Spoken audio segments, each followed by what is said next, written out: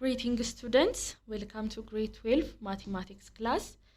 So ይሄ ዩኒት ስለ ስታቲክስ ነው የሚያወራው። በዚህ ቪዲዮ መጨረሻ ማወቅ ያለባችሁ ኦብጀክቲቮችን እኒ ማለት ነው። We will be covering what statics means and explain its purpose.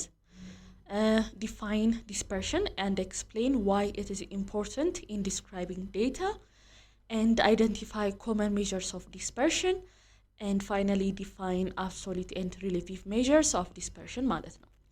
So let's see some of the keywords በዚህ ዩኒት በአጠቃላይ ምናየውን ማለት ነው። ስለዚህ first we have sampling techniques, right? ስለዚህ sampling technique እንዳጠቃላይ the process of studying the population by gathering information and analyzing the data ነው. So በዚህ ውስጥ simple random sampling, system sampling, stratified sampling, cluster sampling, multi-stage sampling, random sampling techniques እናያለን ማለት ነው። ከዛ ደግሞ በመጨረሻ ነን random sampling ቴክኒኮችን እናያለን። እዚህ በሌላ ደግሞ ቶፒክ ደግሞ measures of dispersion ላይ ያሉ ኪወርዶችን ደግሞ እኔ so range አለ፣ coefficient of range እናያለን፣ mean deviation፣ quartile deviation፣ standard deviationን እናያለን ማለት ነው። ከዛ ደግሞ የነሱን ኮኤፊሺየንቶች እናያለን። coefficient of mean deviation፣ coefficient of quartile deviation and coefficient of variation እናያለን። ከዛ ደግሞ ክላስ ባውንደሪ ላላቸው ለግሩፕ ዳታ ደግሞ የምንጠቀማቸው ደግሞ ኪወርዶች አሉ። lower class boundary of the lowest class፣ upper class boundary። ከዛ ደግሞ በመጨረሻ ስለ ኪውነስ እናያለን። ኪውነስ ውስጥ interquartile range፣ symmetrical distribution፣ variation እናያለን ማለት ነው። ስለዚህ ኪወርዶቹ እነዚህ ናቸው። ስታቲክስ ማለት ምን ማለት ነው? ስለዚህ ዴፊኒሽኑ ላይ እንደምናየው statics as a science deals with the proper collection, organization, presentation, analysis and interpretation of numerical data። ስለዚህ ስታቲክስ በአጠቃላይ ምንድነው? ቁጥሮችን ዴታ ላይ ያሉትን ቁጥሮች አንደርስታንድ እንድናደርግ የሚያደርገን ፊልድ ነው ማለት ነው። ስለዚህ ብዙ ኢንፎርሜሽን ሲኖረን የተማሪዎች ማርክ፣ ዴሊ የቴምፕሬቸር ሪከርድ ሲኖረን ወይም ደግሞ የቢዝነስ ሴልስ ሲኖረን እነዛን ብዙ ቁጥሮች እንዴት ነው ኦርጋናይዝ አድርገን ኮሌክት አድርገን ፕሬዘንት የምናደርገው አናሊሲስ የምንሰራው እንዴት ነው ነው። So since statics allows us to draw conclusions based on data, it is applicable in almost all sciences። ስለዚህ በሁሉም ላይ በቢዝነስ፣ በፊዚክስ፣ ኬሚስትሪ፣ በሁሉም ትምህርት ቤቶች እና በሁሉም ቢዝነሶች በሁሉም ዴሊ ላይፍ ስታቲክስን እንጠቀማለን ማለት ነው። በጣም ጥሩ። ስለዚህ ስለ measures of dispersion ደግሞ እናውራ። እዚህ ጋር እንደምናየው ሁለት አይነት ፕሮፐርቲዎች አሉ። ስለዚህ የዲስፐርሽን ፕሮፐርቲ ምንድነው? the degree to which numerical data tends to spread about an average ነው። ሌላኛው ደግሞ the scatter or variation of variables about a central value ነው። ስለዚህ measure of dispersion simply ምንድነው? በአንድ ኢንፎርሜሽን ውስጥ ያለን ዴታ እንዴት በጣም ስፕሪድ ሊሆን ይችላል፣ የተራራቀ ሊሆን ይችላል፣ ከሴንትራል ቫልዩ ወይ የተቀራረበ ሊሆን ይችላል። ስለዚህ ያንን ነገር እንዴት ነው የምናጠናው ማለት ነው። ስለዚህ ቁጥሮችን ስንሰበስብ አንዳንዴ አንድ አይነት ዩኒት ላይ ኖሮ ይችላል፣ አንድ አይነት ሬንጅ ላይ ኖሮ ይችላል፣ አንዳንዱ ሃይ ሊሆን ይችላል፣ አንዳንዱ ሎ ሊሆን ይችላል።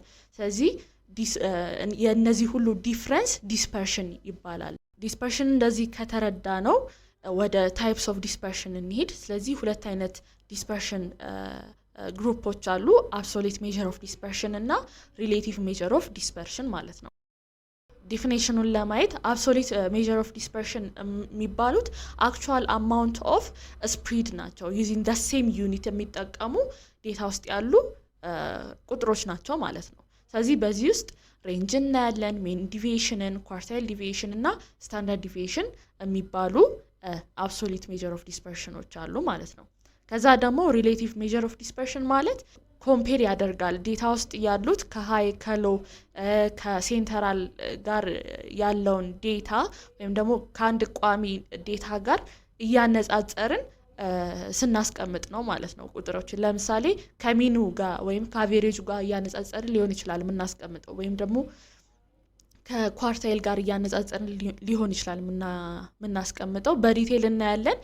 ስለዚህ ሪሌቲቭ ሜዠር ኦፍ ዲስፐርሽን ውስጥ ኮኤፊሺየንት ኦፍ ሬንጅ አለ፣ ኮኤፊሺየንት ኦፍ ቫሪዬሽን፣ ኮኤፊሺየንት ኦፍ ኳርታይል ዲቪዬሽን የሚባሉ ፎርሙላዎች አሉ ማለት ነው። እሺ ስለዚህ ቅድም እንዳልኳችሁ አብሶሉት ሜዠር ኦፍ ዲስፐርሽን ውስጥ የመጀመሪያው ሬንጅ ነው ያለው። ስለዚህ ሬንጅ ማለት ዘ ሲምፕለስት ሜዠር ኦፍ ዲስፐርሽን ነው። ስለዚህ ሬንጅ ማለት በቀላሉ ከሃይስቱን ሎወስቱን ቫልዩ መቀነስ ነው ማለት ነው። ስለዚህ the difference between the largest and the smallest value in the data set። ለምሳሌ ከ1 እስከ 10 ቁጥር ቢኖረን ከ10 ላይ አንድን ስንቀንስ ሬንጁን እናገኛለን ማለት ነው በቀላሉ። ሁለተኛው ደግሞ ኢንተር ኳርታይል ሬንጅ ነው።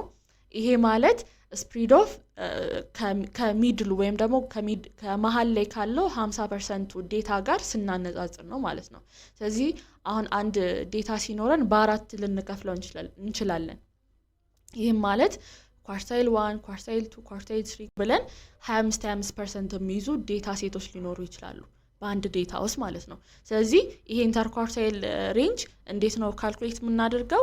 ከኳርታይል 3 ላይ ኳርታይል 1ን ስንቀንስ ወይም ደግሞ ሰርድ ኳርታይል ማይነስ ፈርስት ኳርታይል ስናደርግ ኢንተር ኳርታይል ሬንጅን እናገኛለን ማለት ነው። ኢንተር ኳርታይል ሬንጅ በአጠቃላይ የሚጠቅመን በኤክስትሪም ቫልዩዎች ዴታ ሴቱ ወይም የዴታ ሴቱ ፎርሙላ አፌክት እንዳይደረግ ነው። ሌላኛው ሚን ዲቪዬሽን ነው። ሚን ዲቪዬሽን ማለት በሌላ ስሙ አቬሬጅ ዲቪዬሽን ነው። ይሄም ሪፕሬዘንት የሚያደርገው አቬሬጅ ኦፍ ዘ አብሶሉት ዲፍረንስስ ቢትዊን ኢች ዴታ ቫልዩ እና ከሚኑና ከሚዲያኑ ጋር ያለውን የአብሶሉት ዲፍረንሱን ነው የሚያሳየው ማለት ነው።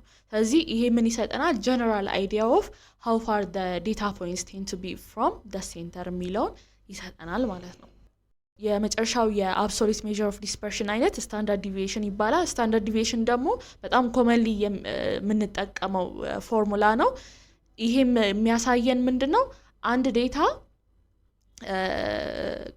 ከሚኑ ወይም ከአቬሬጁ ምን ያህል ይርቃል ወይም ዲቪዬት ያደርጋል የሚለውን ያሳየናል ማለት ነው። ሶ እዚህ ጋር አንድ ኖት አለ። An absolute measure of dispersion measures the variability in terms of the same units of data. For example, if the units of the data are meters, liters and kilogram, the same goes for the measure of dispersion ማለት ነው። ስለዚህ ይሄም ማለት ለምሳሌ ዴታችን ውስጥ ያለው ዩኒት ኦፍ ሜዠር ሜትር ከሆነ ዲስፐርሽኑንም ካልኩሌት ስናደርግ ሜትርን ነው የምንጠቀመው ማለት ነው። ሊትር ከሆነ ሊትር፣ ኪሎግራም ዴታ ውስጥ ካለ ዲስፐርሽኑንም ካልኩሌት ስናደርግ ኪሎግራም ይሆናል ማለት ነው። እሺ አብሶሉት ሜዠር ኦፍ ዲስፐርሽንን ካየን በኋላ ወደ ሪሌቲቭ ሜዠርስ ኦፍ ዲስፐርሽን እንምጣ። የመጀመሪያው ኮኤፊሺየንት ኦፍ ሬንጅ ነው። ስለዚህ ዴታ ውስጥ ሃይስት እና ሎስ ነምበሮች ይኖራሉ አይደለ? ስለዚህ ያ አንድ ዴታ ከነዛ ከኤክስትሪም ቫልዩዎች ምን ያህል ስፕሪድ አውት እንደሆነ ይነግረናል ማለት ነው። ኢን ኮምፓሪሽን ኦፍ ቱ ኢች አዘር ኢትስ ላይክ አስኪንግ ሃው ቢግ ኢዝ ዘ ጋፕ ቢትዊን ዘ ቶለስት ኤንድ ዘ ሾርተስት ፐርሰን ሪሌቲቭ ቱ ዜር ቶታል ሄይት ማለት ነው። ሁለተኛው ኮኤፊሺየንት ኦፍ ኳርታይል ዲቪዬሽን ነው። ይሄ ደግሞ የሚጠቀመው ሚድል ፓርት ኦፍ ዘ ዴታ ነው። ሶ ኢት ፎከስስ ኦን ዘ ሬንጅ ዌር ሞስት ቫልዩስ ላይ አይደለ? ስለዚህ ኤክስትሪም ቫልዩዎችን ኢግኖር አድርጎ መሀል ላይ ያለውን ወይም ደግሞ ብዙ ዴታ ያለበት አካባቢ ላይ ያተኩራል ማለት ነው። ስለዚህ ይሄ ኮኤፊሺየንት ኦፍ ኳርታይል ዲቪዬሽን ለምንድን ነው የሚጠቅመን? በጣም ኤክስትሪም የሆኑ ቫልዩዎች የተራራቁ ቫልዩዎች ሲኖሩን ደሞስ ዴታ ያለበት ቦታ እንድናተኩር ያደርገናል ማለት ነው። ሶስተኛው ደግሞ ኮኤፊሺየንት ኦፍ ሚን ዲቪዬሽን ነው። ይሄ ደግሞ ከአቬሬጁ ምን ያህል እንደሚርቅ ነው፣ ግን ዩኒቶቹን ኮንሲደር አያደርግም ማለት ነው። ለምሳሌ ቅድም እንዳልኳችሁ ሜትር፣ ሊትር ምናምን የሚሉትን ዩኒቶች ኢን ኮንሲደሬሽን አይከትም። ለምሳሌ ኦን አቬሬጅ ሃው ስካተርድ አር ዘ ቫልዩስ ኮምፔርድ ቱ ዘ ሚን የሚለውን ይነግረናል ዊዛውት ኮንሲደሪንግ ዘ ዩኒት ኦፍ ሜዠር። አራተኛው ኮኤፊሺየንት ኦፍ ስታንዳርድ ዲቪዬሽን ወይም ደግሞ ኮኤፊሺየንት ኦፍ ቫሪዬሽን ነው። ይሄ ዘ ሞስት ፖፑላር ዋን ነው እና ደግሞ የሚነግረን ምንድነው? የዴታውን ፐርሰንቴጅ ነው የሚነግረን ወይም ደግሞ የቫሪዬሽኑን ፐርሰንቴጅ። ለምሳሌ ቅድም እንዳልኳችሁ ዴታ ውስጥ በጣም ስፕሪድ አውት የሆነ ነገር ሊኖር ይችላል፣ ወይ ደግሞ በጣም አንድ ቦታ ኮሌክት የሆነ ነገር ሊኖር ይችላል። ስለዚህ ምን ያህል ነው ስፕሪድ አውት የሆነው፣ ምን ያህል ነው በአንድ ቦታ የተጠራቀመው የሚለውን ነገር ያሳየናል ማለት ነው። ስለዚህ በፐርሰንቴጅ ነው የሚያስቀምጠው። ለምሳሌ የአንድ ዴታ ሴት ኮኤፊሺየንት ኦፍ ስታንዳርድ ዲቪዬሽን 5% ከሆነ ዴታው ቬሪ ስቴብል ነው፣ አንድ ቦታ የተሰበሰበ ነው ማለት ነው። ግን ኮኤፊሺየንት ኦፍ ስታንዳርድ ዲቪዬሽኑ በጣም ትልቅ ከሆነ 30-40% ከመጣ ካልኩሌት ስናደርገው ዴታው በጣም ስፕሪድ አውት ሆኗል ማለት ነው፣ ወይም ደግሞ የተበታተነ ዴታ ነው ያለን ማለት ነው። ሶ ሬንጅን ስለዚህ ሬንጅን ዲፋይን አድርገናል ቅድም። አሁን ደግሞ እንዴት ነው ካልኩሌት አድርገን የምንሰራው ነው። ከላርጀስት ዴታው ስሞለስቱን ስንቀንስ የምናገኘው ነው ቫልዩ ነው። so the range of an ungrouped set of data is defined as the difference between the largest value and the smallest value in a set of data, that is range is equals to largest data minus the smallest data ማለት ነው። እሺ ስለዚህ ለሬንጅ የሚሆን አንድ ኤግዛምፕል so ጥያቄውን እናንብበው። a certain supermarket has registered the following data about daily sales in ብር። ስለዚህ ለ12 ተከታታይ ቀናት የተሰበሰቡ ዴታዎች አሉ። ስለዚህ የነዚህን ዴታ ሬንጅ አውጡ ነው የተባልነው። ስለዚህ በፎርሙላው መሰረት ትልቁን ዴታ እና ትንሹን ዴታ እንወስዳለን። ስለዚህ እዚህ ውስጥ ትልቁ ዴታ 155 ነው፣ ትንሹ ደግሞ 80 ነው። ስለዚህ ከትልቁ ላይ ትንሹን ስንቀንስ 155 ሲቀነስ 80 75 እናገኛለን ማለት ነው። ስለዚህ ይሄ ሬንጁ ነው። እሺ አሁን እስካሁን ድረስ ያየነው ለአንግሩፕድ ዴታ ነው፣ ወይም ደግሞ ግሩፕ ለሌላችሁ። ለምሳሌ 3 ክላስ አለን እንበል። ስለዚህ ክላስ ኤ ውስጥ እድሜያቸው ተማሪዎቹ ከ10 ዓመት እስከ 15 ዓመት ነው እንበል። ሁለተኛው ክላስ ውስጥ ደግሞ ከ15 ዓመት እስከ 20 ዓመት ድረስ አሉ እንበል። ሶስተኛው ክላስ ውስጥ ደግሞ ከ20 እስከ 25 አሉ እንበል። ስለዚህ እነዚህ ግሩፕ ዴታዎች ናቸው አይደለ? ስለዚህ የዚህን ግሩፕ ዴታ ሬንጅ ለማወቅ ምንድነው የምናደርገው? ትንሹ ስንት ነው አለን? 10 አይደለ? ስለዚህ 0.5 እንቀንሳለን። ከ10 ላይ ስንቀንስ ስንት ይመጣል? 9.5 ይመጣል ማለት ነው። ስለዚህ ትንሹን ሬንጅ ወሰድን፣ ትንሹን ሎስቱን ክላስ ወሰድን። ከዛ ደግሞ ሃይስቱ ደግሞ 25 ነው ብያቸዋለሁ። የ25ን ደግሞ the largest boundary class boundary of the highest class ደግሞ ለመውሰድ እንዴት ነው የምናደርገው? ስለዚህ ምንድነው የምናደርገው? ከትልቁ ላይ ትንሹ ከ4.5 ላይ 9.5 መቀነስ ነው ማለት ነው። ከዛ ሬንጁን እናገኛለን።